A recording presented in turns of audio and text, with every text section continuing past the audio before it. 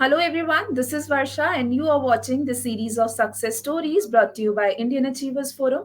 So once again we are here with you all to discuss the success story of one more achiever of our, and this time we have with us the owner of charismatic personality, astute intelligence and untiring willpower, and also the proud director and mentor of Cambridge Code Group of Schools, Miss Lata Rawat. She has been working tirelessly to turn dreams of her students into reality. She was recognized as Education Leader 2019 by the Economic Times, awarded by Honorable CM Shri Ashok Gehlot ji, Golden Educationalist of India Award issued by IIEM New Delhi, Best Teacher Award from Lions Club, Rajiv Gandhi Education Excellence Award for Outstanding Achievement in the Field of Education, Education Achievement by IIEM 2016, and Best Teacher Award by Dainik Bhaskar on Teachers' Day 2016. Apart from these, she is also a recipient of Women of Excellence Award. So let's welcome Ms. Lata Rawat, but before that, let's quickly have a look at a very small video telling you about what we actually do.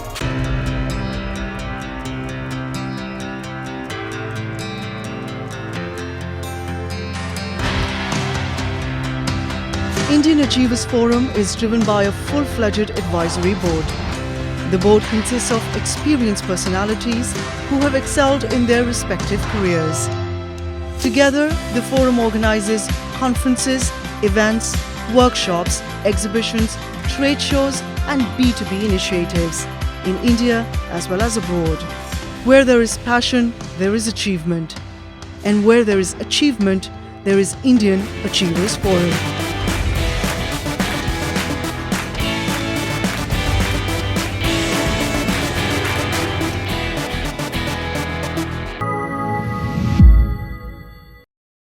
Hello, ma'am, how are you? For everyone. So, ma'am, before we actually start the conversation, I'm very keen to know that how did you actually land up to the idea of starting up with this school of yours? See, normally, Varsha, you hear people saying, that was my dream. That is what I wanted to do from childhood. But with me, it was completely an act of destiny, I would say, because I never thought I would be in a field of education or I would be anywhere where it is connected with the school education or college education. So it was just by fluke and by luck that I am into this profession, and that's how I'm into it. Right, ma'am. So now, nothing comes that easy to us, and I'm pretty sure that you must have also had certain sort of challenges in your professional role. So tell us a bit about those challenges that you have to go through in your journey.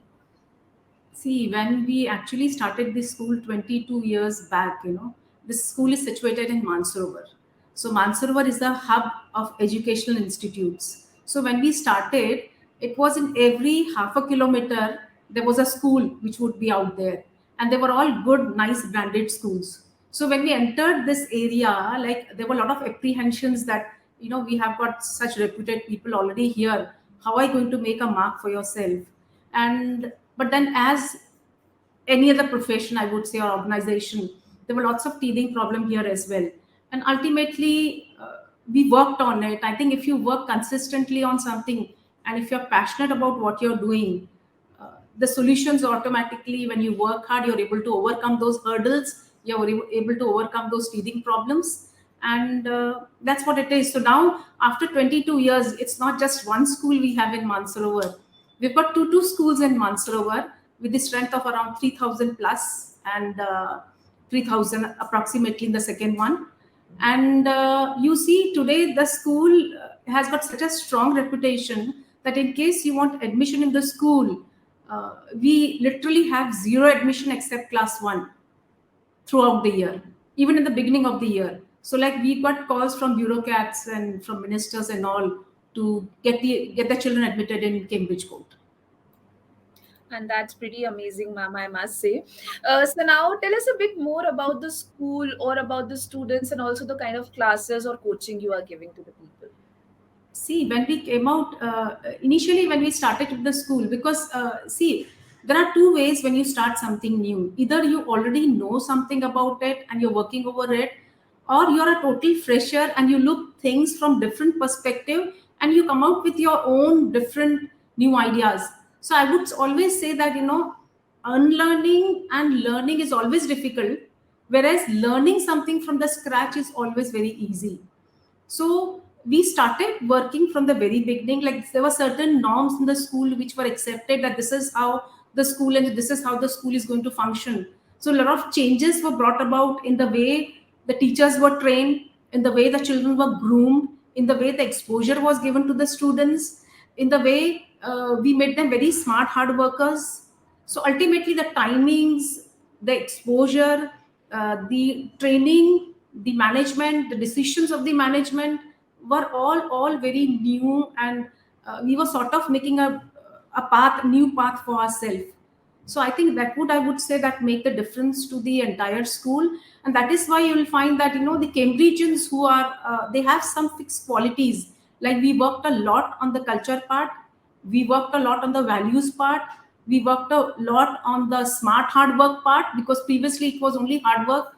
We worked a lot on the communication part, the presentation part. So ultimately, you could feel the children were able to get into very prestigious institutes like IIT All India Rank 1, 2, 5, 9, 15. Like we have got n number of children who are selected in IIT, any of the IITs every year. And we even have, like you go to any of the NLUs, NLU Bangalore, NLU All India Rank 1. You talk about Olympiads. I'm not talking about only city ranks. I'm talking to you about national ranks and international ranks. You'll find that we have, like, not just one, two, or 10. We've got hundreds of students who do very well in all the Olympiads, city, national, and international level as well. So I think if you start working in a different way and if you come out with your own innovative ideas, that certainly works. Very, very rightly said, ma'am. So now, everyone do plans for their future. So, what further plans are you having for the school in the upcoming years? If you can share a bit of those plans with us, please. I strongly feel, that school, like we came out with my new school, I came out with a very new thought, that was emotional intelligence.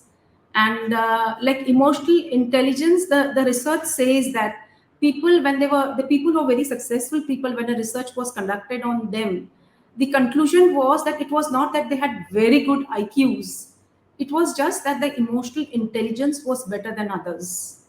And then it was proved that it's not just IQ, it's emotional intelligence that makes you very smart. And basically emotional intelligence is problem solving, critical thinking, analytical thinking, leadership qualities, communication, discipline, consistency, smart hard work. These are all emotional intelligence. So if these things are included in the school, it makes a big difference when the children are out of the school, because in whichever field they go and whatever they pick up, this emotional intelligence makes them a very strong contender in that particular field. So if you see the future, I would love to have a school where the children are taught how to face life. First of all, the children should know about their own self. The children should know how to handle your own self. And after that, the children should also know how to handle the world, because if you know how to handle your own self, you know how to handle the whole world also along with that. And then how to face life. If this base is laid in school itself, then I think life is pretty easy, and you know that I can face life after that. So I would love to have a school with spiritual intelligence, with, again, I told you, emotional intelligence, which is already we are giving it in our present school. So I would like to add spiritual intelligence. I would like to add something where they're ready to face life and they know themselves completely, so they know how to handle oneself. Right, ma'am. And I wish you all the success for all these plans of yours as well. Thank you. I strongly feel education should not be only for the privileged few. So maybe we would come out with something, especially with technology and AI, where even a child who wants to study and he cannot afford it should be able to get good education in our country, and maybe not in our country, throughout the world. So I'm working for a project where we could work for these children who really want to study, but they don't have the right place where they can study. So something can be arranged for them, which is very reasonable or which is without any charges, but the children can avail these facilities of a good educational institute. That's a great idea, ma'am, I must say. So, all right. So now, moving ahead and talking about this Atmanirbhar Bharat mission, because the pandemic situation has made us all realize that how important it is to become Atmanirbhar, especially for the schools. Those went closed, and now recently it has started working once again. Though we were having the virtual classes, but still there were many situations that one has to feel. So, what do you have to say on this Atmanirbhar Bharat mission? And also how are your teammates and everyone is working towards this? See, Atmanirbhar Bharat, first of all, it's a vision. It's a vision for the country, right? So, the rule number one, which says is if you are a citizen of a country, you should feel very proud of your country. You see, any developed nations of the world, you'll find the citizens very proud of their country, which is very very important. So first of all, as Indians, we all have to understand. We try to talk to our children also about this, students also, that you should be very proud of your country. So if you have that vision about your country and you're very proud about it, that nation will always prosper. Second, when you talk about Atmanirbhar, which means if you see our education system and whatever happened during Corona times, I'll tell you, my sister is in London. So, like what we did in our country was better than what was going on in London. So when it came to internet facilities, when it comes to the technology, when it comes to AI, our teachers and children were doing a wonderful, wonderful job for it. So we were certainly Atmanirbhar, undoubtedly. But I think we should go beyond Atmanirbhar. We should make the whole world nirbhar on us. That is the vision I would really love if we all start working towards it. Because if you see our country so many years back, during Takshila times, people from all over the world would come to our country to learn and gain knowledge. And we were that good with imparting knowledge. I think we still are very capable. You see our teachers, the best teachers of the world. You go to Oxford, you go to Harvard, you'll find at least 30% teachers are Indians, which shows that we are highly capable. You go to any of these prestigious institutes, the scholarships which are picked up are all picked up by Indians. So it's not that the teachers are Indians, 30% of the students also studying there are Indians. I think we have lots of abilities and capabilities.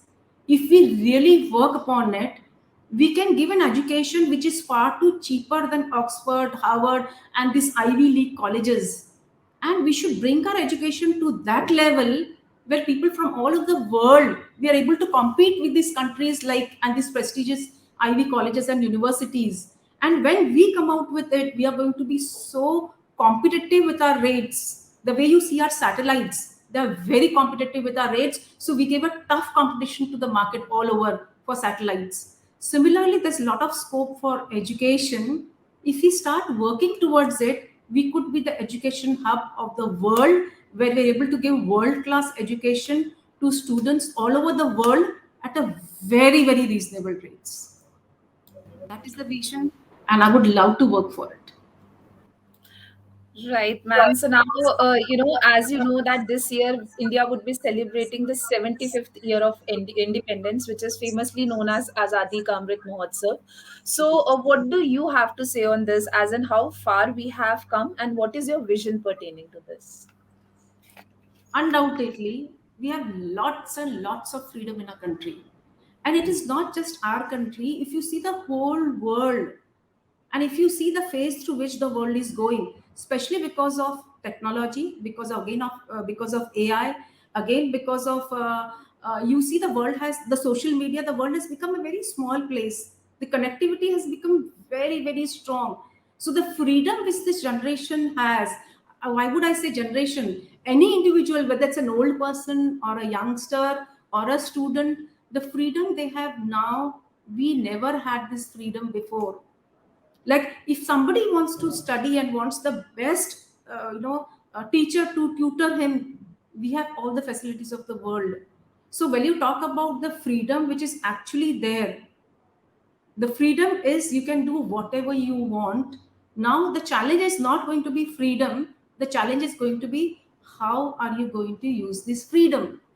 Because now that freedom is there in the hand of a child of a 3-year-old also, a 10-year-old, 50, 80, 90, and the freedom to do what you want through that, through the virtual platform is there.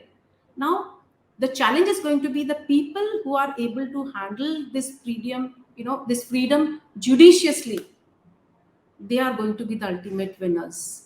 And when you talk about azadi, I think we have got all the azadi of the world which anybody would need. And we need to understand that psychologically also, there's a freedom which is there psychologically, if you have that psychology and you're using it in a right way. So we create our own platforms, we create our own things.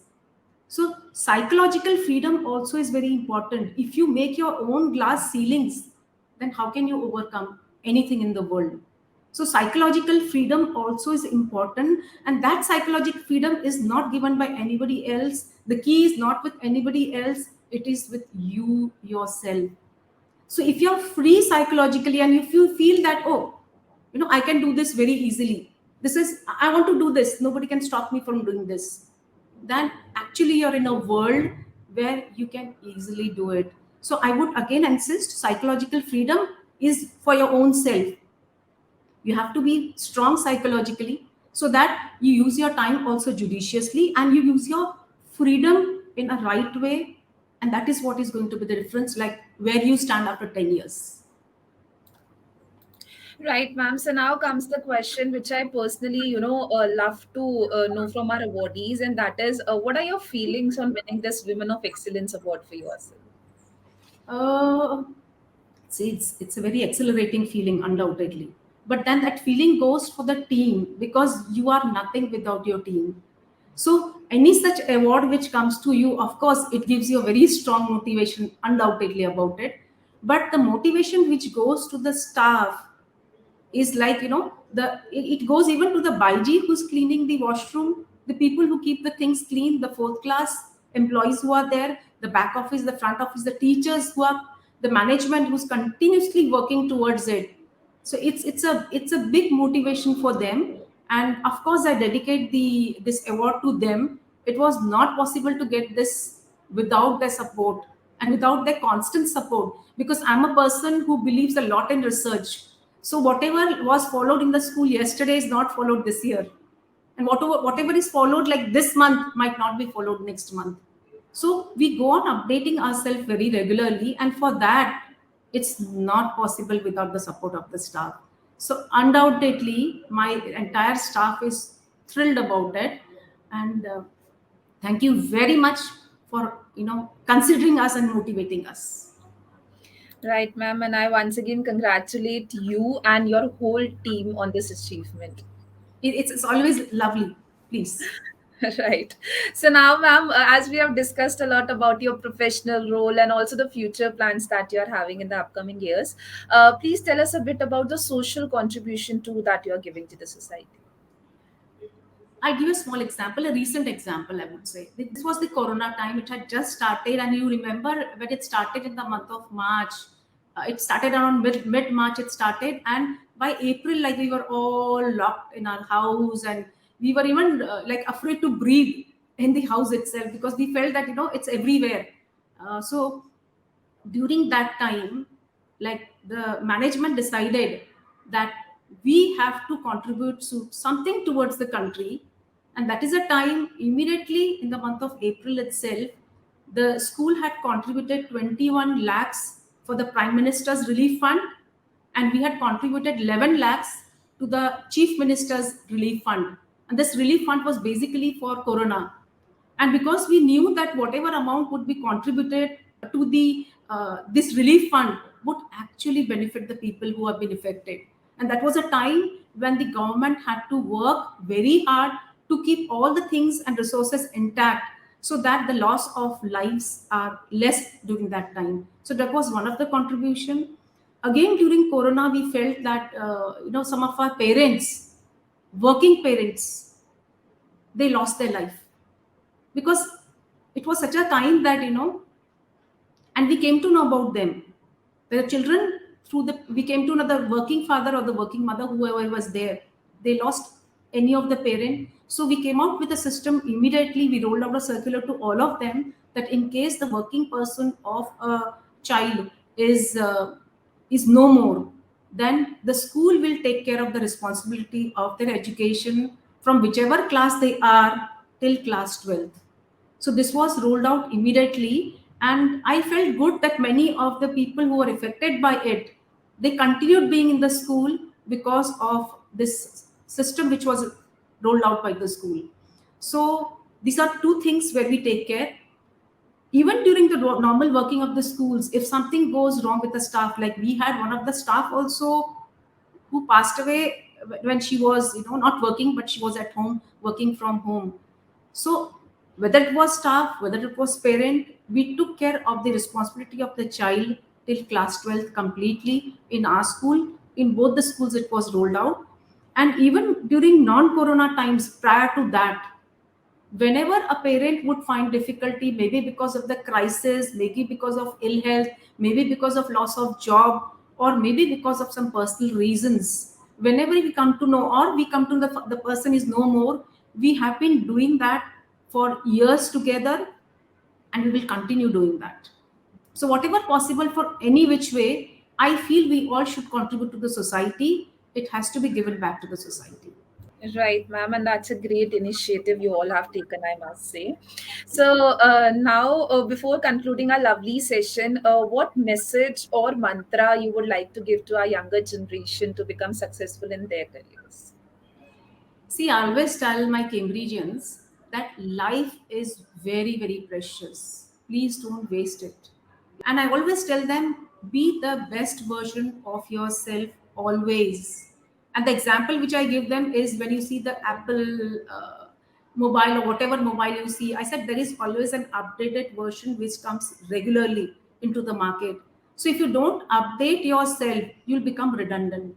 So if you're updating yourself regularly, you'll never be redundant. You'll always be in demand in the market, and that is what counts a lot. And second, I tell them is never say that this is. I have heard the younger children always saying that this is not my cup of tea. I strongly believe that everything is everybody's cup of tea. Why? Because we are all born with the same potentials and abilities. It is we ourselves who make that glass ceiling or barriers for ourselves psychologically.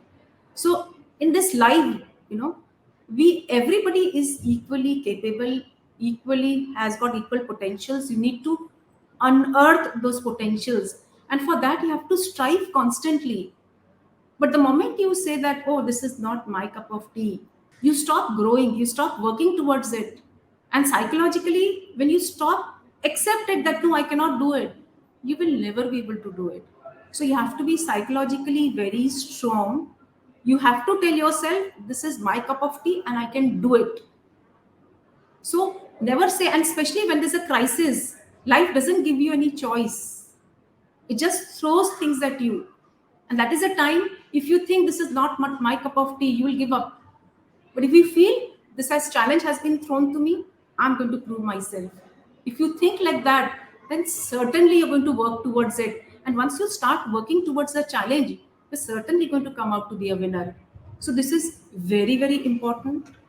The next point I would like to say is I always tell my children 99% is always in your hand, 1% is not in your hand. And for anything to happen, we need the complete 100%.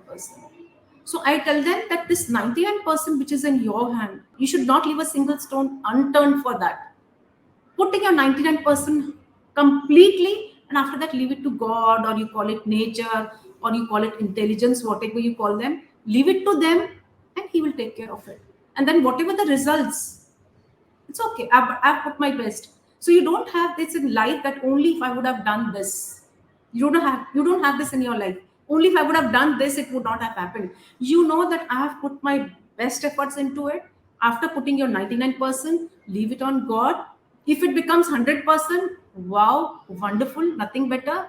If not, accept and again start working hard towards it.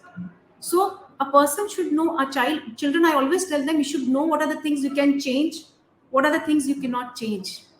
There are certain circumstances you cannot change. It life throws at you, you have to accept them. They are googlies thrown by life. So, first of all, change whatever is possible to change. There are certain things which cannot be changed, which you are just thrown into it. Accept them, and then this philosophy of 99% and 1% certainly works towards it. And when you have this philosophy in life, you don't give up. Even if you don't, it doesn't work out this time. You constantly give on your 99% always, and then ultimately one day you're going to be successful with that. So, see, the platform is we always are in a dream world. Either it is, it should have been like this, I should have been like this, my life should have been like this. So, most of the time we say that, this is, you're always in the world of should be, and you're not in the world of what is. So whenever you start from wherever you want to start, you should start from what is, things which you cannot change, you have to accept. So what is gives you a very strong platform. When you accept things the way they are, which you cannot change, from there you start thinking in a new way, and that is what lays a reinforcement for having the next flows of your life. They could be n number of flows till you want to add. So that is again very important. And if your change is inevitable, we all know that change is inevitable. So change, when it is inevitable, and if you want to change something, it can never be done in past, it can never be done in future, because past is already gone. You have already learned whatever you wanted to learn from the past. It's dead. And the future is something which is just a virtual reality. It's not true, just a virtual reality. So if you really want to change, the change take place only in the present, because present is the only reality. So if you, any habit you want to change, or you want to change your personality, or you want to start a new beginning, it can happen anytime in your life. And the best time to do it is the present, the now. The moment you say I will do it from tomorrow, or I will do it after a week's time, it doesn't happen at all. So this is something we all need to understand. The present is the only reality, and if you do something in the present, the future is automatically taken care of.